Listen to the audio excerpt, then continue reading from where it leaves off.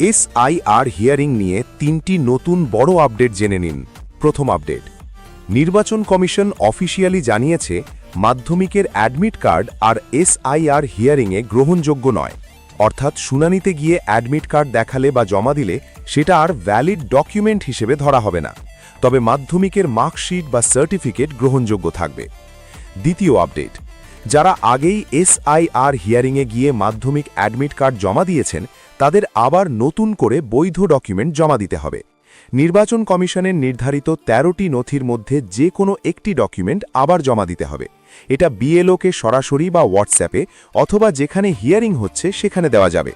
মনে রাখবেন, আধার একা চলবে না, আধারের সাথে আরেকটি ডকুমেন্ট লাগবে। তৃতীয় আপডেট, ভোটারদের জন্য সময়সীমা বাড়ানো হয়েছে।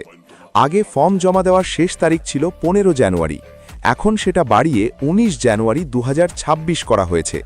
অর্থাৎ ফর্ম 6, 7, 8 নতুন ভোটার, নাম বাদ, কারেকশন সবই অনলাইন বা অফলাইনে ১৯ জানুয়ারি পর্যন্ত জমা দেওয়া যাবে।